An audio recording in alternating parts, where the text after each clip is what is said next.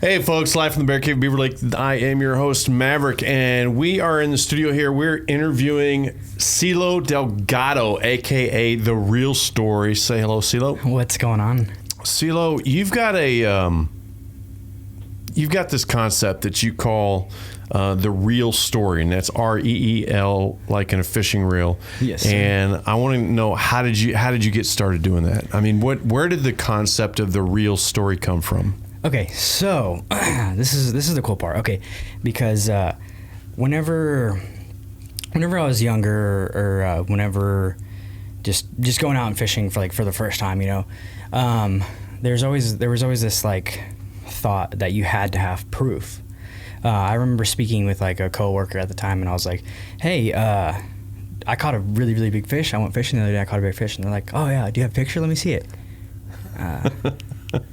No, I don't. And they're like, "Okay, good story." I was like, "No, it's for real. It really happened. I really did have it." He's like, "Okay, cool story." Just walked off, and it bothered me because like I really did, and Right. I was like, I really did catch that fish, and I didn't have no proof, and I just couldn't. It kept just sitting in my head like, this is a real story. This story really did happen. Right. And let's fast forward a little bit in time. So growing up, I always wanted to be a photographer. Okay. A photographer and like video What kind editor. of camera you shoot with, or do you like? So, to be honest, all I have right now is a GoPro, and I do a lot of my shooting actually with my phone. Yeah, cameras today now on these phones it's ridiculous. Absolutely crazy. It's crazy. So, growing up, wanted to be a photographer and do all that stuff. Always been fascinated with filming, video editing. I have YouTube videos from like when I was in like 7th grade. I mean, they're probably deleted off of YouTube by now, but I mean, it was just cheesy stuff, But one thing kind of led to another, and I used fishing as kind of a let off, like just kind of get some steam off or whatever. And then I was like, I wonder if there's a channel called The Real Story, but the concept of the reel being a fishing reel and a spool of film and photography is also called a reel, REEL. Oh yeah. So a fishing reel, of spool of Right. yeah, and also a fishing reel, like fishing reel. Right. And then just being genuine, just being real, being a Right. real individual, And so those three concepts kind of came up with The Real Story. So I immediately started going on YouTube and started going on Google, looking up The Real Story so I could make it mine. And sure enough, there was nothing on it. And I was like, mine. So that day, I changed my name from whatever it was to The Real Story, and started doing all my research and on trying to, gain popularity and all that. And Right. I just kept it up, and now we're here. So there was this, I did a little bit of research, and there was this like conversation or argument you had with a coworker. And what was that argument? Sorry, what do you mean? Go ahead. There was about some guy didn't believe you fishing. It was somebody you worked with. Yeah. Tell me about that. So basically, that's what it was. He was like, that's not real. Like, you don't have it. And I was like, no, I absolutely do. Like, I did catch that fish or whatever. Right. And then from there going forward, I was like, no. Was this just some jerk? Yeah. Was he a jerk to everybody or just to you? He was always a jerk. He was just always a jerk to everybody. Yeah. Let's not name drop on the show, just so you know. No, absolutely. Okay. No, I agree with that. But no, and to me, that's the kind of stuff that motivates me. Like when people say you can't do something. Absolutely. Oh yeah. I can do whatever I want. It's like, don't speak that into my existence. I speak my own things into existence. Right. So don't speak that into my existence. I told that to that same thought process. I've tried to teach my kids about is that don't let somebody tell you can't do something. If you do run into that type of an energy, use that as fuel to motivate you. Absolutely. I mean, I grew up, chasing music as a dream, and my family was like, put down the guitar and get rid of it. You don't need to. And I next thing you know, I'm on the award shows, and my family's watching it on TV, and then I come home and find out that my phone blew up, and they're like, "We didn't know you could do that." Yeah. Well, you didn't believe in me. Yeah. You know what I mean? So Exactly. when people tell you can't do something, I'm like, turn that around and just chase your dreams, beat it with a stick. Yeah. So, on your website, you talk about the passion. Tell me about that. Man, the passion, to me, it's just getting outdoors. So I'm one of those people that I just can't sit indoors and, you know, watch 38 reruns of Netflix or whatever. I have to be outside. I have to be, to me, and I say this in one of my posts a while back, it's like therapy. You know? Being able to go and get outdoors and get on the water, you know, kayak fish, whether it's on a boat or whatever. It's like it's literally, to me, it's a breath of fresh air. Like, I just feel like brand new when I get out there, man. I have such a hard time, you know, I work from home and then sometimes I travel, and then when I'm not working or sleeping, I just want to be on the water. I just want to take my kayak out there and I just want to fish. That's all I want to do. That kind of segues into, you know, you're wearing your Tug Life thing. Tell us about what Tug Life is. Okay, so Tug Life, to me, it's sort of as it's kind of like, to me, I think of it as the hillbilly redneck version of Tupac's Thug Life. Exactly. Okay, so it is, and it's funny because at first it was just a thought, you know, like whatever, because originally the TRS logo, the first one, was originally just the first logo that we had, and then I was like, man, I really, really want to do this Tug Life brand because to me, the Tug Life brand just reaches a lot of people. Right. You know, the tug is the drug is a common saying in fishing, right? So to me, I wanted to kind of make it a little bit more modern since we got a lot of youth that are starting to get into fishing, and I want to be able to connect with them. But at the same time, like, I want it to be just a fishing brand, you know? So it's something that I really, really believe in. You know, and the tug is the drug, so we live that tug life, you know? So that's where the fish came in right there. Tell me about your journey this past year. What's your journey been like? Man, it has been just everywhere. So the journey kind of really started. First of all, before we start that, let me just say this to the folks that are out there listening, is that so plug your Instagram. So what's your Instagram? Oh, okay. So my Instagram is at the real story, or at the real story. So the real story. The real story. Yep. Okay. So, you know, when I caught on to you, now we know each other because we live in the same area, and I'm always at your shop where you work at and stuff like that. And then, you know, and you know, I started following you, and you had a few followers and whatnot. But after 1 year, you're just starting to blow up. So tell me what's going on. Okay. So. I am naturally just a goofy individual, and to me, I try not to take things so serious. You know, life's too short. Life's way too short, so you got to live it to its fullest. And you know, if I want to be a comedian and just make fun of stuff, and then that's what I'll do.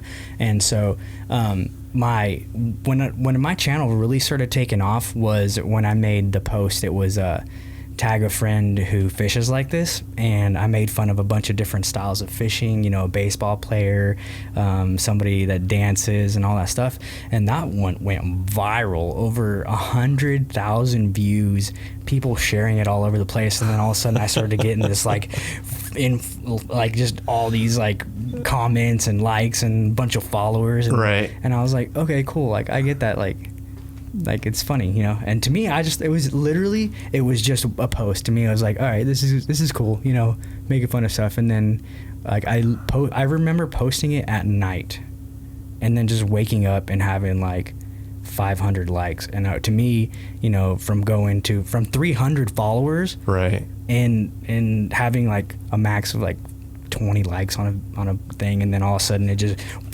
there's all these likes and everything. It was crazy. To me, it was mind-blowing, and I was like, okay, that's cool. So I've made a viral video, and I was just being myself. So what have you, about social media, what have you learned that, like, if you want to like help other people grow their channel and things like that, what have you found that works now? You know, I think, me personally, I think Instagram is kind of taken over a little bit more than Facebook. Oh yeah. And Instagram drives a lot of traffic for your YouTube channels and for your Facebook channels and other social media platforms. Yep. What are you finding that helps you grow your channel, grow your following? So to me, and this is how I believe in my channel, it's the authenticity. So it's being real. Content. Yep. And content. Any content is better than no content. I've heard that, and right. I'm like, cool, you know what? Awesome. So that's why when I go out, I take a bunch of pictures of stuff, like, to me, whatever I think is important. So if it's a fishing reel that I use that I absolutely love, I'm gonna take a picture of it and I'm post that. I have a bunch of different things that I kind of look at whenever I'm fishing. It's not just about going out there and catching a fish, because I may go out there and not catch a fish and then I have no content, So just being able to produce some sort of content daily or weekly. Right. To me, I try to do it daily. Unfortunately, it's been cold season, so I haven't really been out there as much. But now they're starting to warm up. You can start to see my posts coming and picking back up and stuff. So, what about when you're out there fishing? What are some of your favorite rigs and setups? Okay. So if you guys follow my channel and everything, you're gonna know that I absolutely love my jigs. I love my jigs. I never would have guessed it. I already know this, but I wanted the users to hear it. Yeah. So prior to that, what got me hooked on fishing, and it's cliche to say this, what got me hooked, whatever, but it was wacky. I was throwing a wacky rig. I was throwing a wacky rig. I remember watching Lake Fort Guy. Mm-hmm. Do you remember that? Yeah. Okay, so I was watching him, and he was talking about hot summers and sluggish fish, and he's like, throw a wacky rig. And my brother was in town, and I was like, hey, you want to go fishing? And he's like, yeah, sure. I was like, all right. And then so we went to Walmart and bought like a pack of worms, PB&J. I still remember the color because I made up a little rhyme for that so I can tell people whenever it's like, what do I need to get? I'm like, well, use PB&J, wacky is the way, black at night and white's always right. And people are like, what? And I'm like, that's what I was. Anyway, so PB&J, and I remember it was like we had went fishing and we were catching little bluegills. And then I casted under a tree and it got stuck in the grass because the tree kind of came out. I'm sitting here fighting, and I had 4-pound test on, right? Sitting here fighting it, trying to get off, and finally it pops off and drops in the water. And I'm reeling it up, and I'm like, gosh dang it, freaking stuck again. And I'm like ripping it, trying to get this thing unstuck, and all of a sudden the fish, and I'm like, oh, dang. You thought you were stuck. So my brother is actually like about 10 feet ahead of me, and I'm reeling it in on this like micro Zebco, right? Oh my God. I got a great white. So I'm like sitting there reeling it in, and it's like, jumping out of the water. And my brother's like, I got it. He runs over there, grabs it, right? And he's like, oh my God. It's like a 4-pound bass, like nothing super extravagant or whatever, but he's sitting there holding it. He's like, oh my God. And I'm like mind blown, right? And then I'm like walking up to him, and I have all this slack in my line, right? And I like put my rod down on my shoulder. I was going to get up there and take a picture with it or whatever. And then he like grabs it and he puts his finger under its gill to like kind of get a good grip on it. And as he does that, it flips, and he's like fumbling it, trying to catch it. It falls in the water. And I'm like, no. And he's like, dude, I'm so sorry. I'm like, dude, don't worry about it. I got it. I take my rod out and I start reeling it up. And I'm like, and all of a sudden I see the line. And I'm like, no. Lost it. But was it now? Do you have a personal best? What's your PBs? Yeah, right now I can't remember. It was like a couple years ago when I actually caught it. I want to say 6. 6 pounds? Yeah, 6. Where'd you catch that at? The Elk. It was on the Elk. The Elk River? Yep. Really? Yep. It's got some toads in there. Really? Yeah. Oh wow. What was that experience like? It was pretty awesome, man. Where'd you catch it on? A jig? No, actually no. Spinnerbait. Oh, okay. Spinnerbait by War Eagle. Okay, War Eagle spinnerbait, yep. Which is right down the road from here. Absolutely. Which is right down the road. So. Yeah, that's awesome. Yeah. That's awesome. So, how often do you get to fish? Man, I fish as often as I can. Whenever the weather starts clearing up and everything, I'm usually out like 4 times a day, 5 times a day. Really? Yeah, and even I'll go on my lunch, like when I'm working my 9 to 5. I actually saw a video of you fishing at the Three Crosses Church. Yeah. I'm telling you, man. But you're trying to. I don't see you're fishing and holding a coffee at the same time. What the hell was that? Hey, who like, I can't drop my Starbucks, but I'm going to fish while I drink this coffee. Hey, I got to get my figs every now and then, man. But yeah, oh my God, I just realized that. That's embarrassing. Do you ever do tournaments? Yeah, I do tournaments. I do KBF. I've done a couple, not KBF, sorry, NSKA, Natural State Kayak Anglers. It's a kayak-based tournament. I've done a couple boat tournaments, but mostly I do kayak tournaments. So tell me about the posting with you with Triton. You have a post of on your Instagram. Tracker? Tracker. I'm sorry, Tracker. All right, tell me about that story. So Tracker came in. Well, it was a couple of recruits. Okay. For videos and all that kind of stuff, and somebody was like, "Hey, have you seen the post that they're going to be coming here? They're looking for recruits." And I'm like, I don't know what you're talking about. So they showed me this post, and at first I was like, "Cool, that's awesome," And they're like, "You should do it." And I'm like, I don't know. Whatever. Fast forward 2 weeks, they're sitting literally in the middle of fishing, right? Right. And it's Randy and Shelby, and I'm walking by, and they're like, "Hey, do you like fishing?" And I'm like, "Do I like fishing?" And then so I start talking about the real story, and I basically am telling the same thing I've told you, and they're like, "You need to sign up," and I'm like, "Okay, fine." So I sign up, and then about 2 months later, they give me a call, and they want me to film for the Tracker commercial, for Bass Pro's Tracker commercial, right? Right. And to me, I was like, immediately just my heart was like, I'm gonna throw up, but then I was like, you know what? Why? Because to me, the spotlight, it's so funny because how can you Thug Life, TRS, Instagram, YouTube, and you don't like the spotlight? I know, it's funny. I don't know. Just some things to me, I had to take little steps, on some stuff. All right. So I was like, okay, yeah, I'll do it. I'll do whatever it takes, because this is for the real story. Right. And in the end, I'm looking for the bigger picture, right? That's a good thing. And so I'm like, okay, this is for the real story. Get over your feelings. And I'm like, all right, let's suck it up. Let's just do this. Here's the sucky thing about this, and that not a lot of people know this. I worked overnights.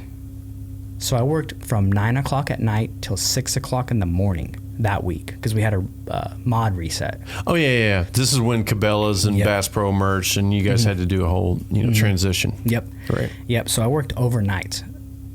Literally at 6, right as soon as I got off, I had to drive to the lake, be on the boat, and start filming. We filmed from 6 o'clock to 10 o'clock. I got off at 10 o'clock, drove home, went to sleep for like a couple hours, got back up, went back to the lake to film 3 or 4 more hours, right? Then drove to work. Oh my, you were dead. I was dead, but I was like, I can't miss this opportunity. Right. So I was like, sometimes, I mean, for us, when we're building our brands and we're building these channels and just trying to create this, a lot of people don't realize the amount of work that goes into building a channel and building a brand, and you're also you got to keep your day job until the other one can take over that, and so it is a lot of work. Speaking of which, with all of that, with building your brand and TRS and work and family, how do you prioritize all of this stuff? I don't. I don't. You don't? I'm like, okay, what days are, this schedule can mix with this schedule, this coincides with this, all right, and then this is my one day off, all right. Yeah, it's tough. You've got a lot of great posts and videos with you and your boy, and they're just amazing. Yeah. And then, juggling work relationship, there's nobody that's chiming in and going, when's my time, or... it's tough. It really is. But then sometimes like I have to, prioritize, like, yes, I absolutely love fishing. Like I really do. But then there's times whenever I'm just like, okay, I have enough content now to be able to post in the future, like maybe 2, 3, 4 days until I can go back and post some more stuff, and then so that even you're building up content in your hard drives. So so what it does is I'm creating that illusion that I'm constantly out there, because realistically nobody can fish every day unless they have, that's all they do. Yeah, unless that's all they do. So But I was still out there. I was still doing that. Like, and I'm letting people know. You know, Right. I'm never lying like, hey, today was a great day, and then posting a picture of a fish that I caught 4 weeks ago, you know? Right. It was like, hey, this was awesome experience. Like, to me, that was an awesome experience that happened. May Right. not happen today. Right. And so people want to see that. They want to see that constant content. And then so I'll be sitting at home and I'll post something, you know, and then spend So is time your with my boy going to family. be like the junior TRS? So funny thing is, so I call myself the real story, Okay. and I call him Short Clip. Short clip. Yeah. Yeah. Oh my God. So what do you got coming up in 2019? What's going to be the big thing? What are we doing? So 2019, I definitely want to do a lot more traveling. Like, that's my goal, is to do a lot more traveling. So beginning of 2019, end of 2018, I went and I visited my sister. It was during Hurricane Florence. That was in the Carolinas. Yep. Yeah. So I got stuck down there. Right. And they like canceled our flights and everything, so we were stuck down there. We were with no power. We were eating out of cans. It was tough, man. It was a tough experience. It was very intense. I remember we were driving home, and luckily we had a truck that we were driving, but this lady, literally her car died in the middle of like waist deep water, and it was just crazy. But through that experience, like, I learned that, you know, like I went to this little pond that was down by my sister's house prior to all the storm and everything like that, and I was fishing and I hooked into something, and I have 65-pound braid on my rod. Okay. I hooked into something and I set the hook, and when I set the hook, it cut my line like butter. And I was like, what was that? Now I have to catch this thing. I have to know. So I ended up going to a different part, and I caught whatever it was, and it was a pickerel. And pickerel are like walleye. They have Isn't that like the ones with like all the teeth that kind of look like a little gar? Yes. Okay. Yep. So I caught one of those, and I was like, whoa, cool, that's awesome. And I, without thinking, just grabbed it. I lipped it, and it shook. It cut my finger open, it cut the 65-pound braid, and I was like, oh my God. So I grabbed it, and bleeding all over the place. And I'm like, oh, guys, look what I caught. Yeah. And then I was like, all right, gotta throw it back in the water. So I threw it back into the little ditch that I was fishing out of. And to me, that was kind of like an eye-opener where, like, you know what? There's fish that I've never even seen. There's fish that I've never even caught. So last year was all about bass fishing. Right. So this year, what I want to be more about all fish. Fish lives matter, man. So what I'm gonna do this New year? hashtag. Yeah, right. Hashtag fish lives matter. So this year, what I want to do is I want to try to gain my fishing experience by like going out and fishing for different things. Like last year, my buddy was like, "Hey, let's go fishing for crappie or walleye," and I was like, I don't want to do that. But now I'm like, all right, we have to do this. But so what my future is looking like is I want to buy a map, right, of the United States. Okay. And then I'm going to travel to those states, you know, and post pictures of the fish that I caught on the state, and I'm going to cut it out to the shape of the state. Okay. And then post it on a wall. So basically, when this is all done, you're going to see a picture of the United States, and each state is going to be a fish that I've caught out of that state. Okay. With me holding it. So, Got it. So, like, for example, Northwest Arkansas, I'm just going to mark the bass as Northwest Arkansas because, you know, that's predominantly what I fish. So, right. And that's an easy one. Like, I can go to Missouri, catch bass. Well, there's a lot of slabs and crappie out here on Beaver Lake. Yeah, that's true. I could probably do and that some too. stripers. Ooh, striper will be fun. Yeah. Yeah, so that's what I want to do. I mean, like, wouldn't it be cool to go down to Florida and hook into a, you know... I can't do the ocean water, man. Peacock. Intercoastal.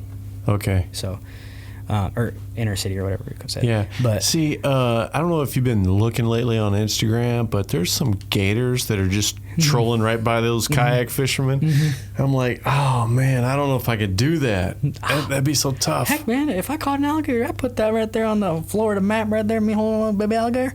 No. These are baby I alligators in know. these posts. Yeah, I know. No, these alligators are huge. Jeez. But yeah. Wow, that is so crazy.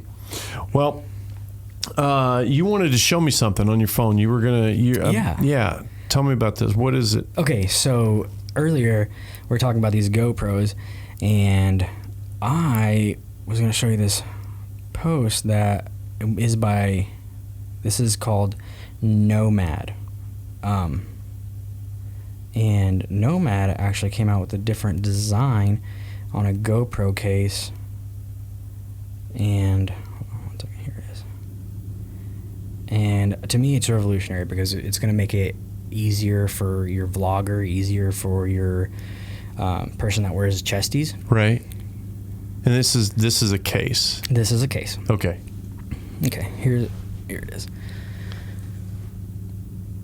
Oh, do you see that? Oh, I've seen this. Yeah, I've seen it. So basically, it's a case, but it also holds the audio adapter. Yeah. In the bottom of it. So so for people like me that only have that only film with like as little amount of camera equipment as you have, it's going to sit there on your right. chest. You don't have this like noise that's created by the extra wires and everything like that. Right. And it's just gonna fit. It's gonna be ergonomic. It's not gonna be super heavy, and then you can actually use just a little tiny microphone and still get that good audio quality. Right. Right. So. Well, that's really cool. Well, I want to thank you for coming on to the Hillbilly Green Show. We actually are going to go out to the other part of the bear cave where we are going to take a chainsaw to a G Loomis. Yeah. Okay. All right. Let me explain this. Okay. So I broke the tip of my G Loomis. It's a GL2, I believe.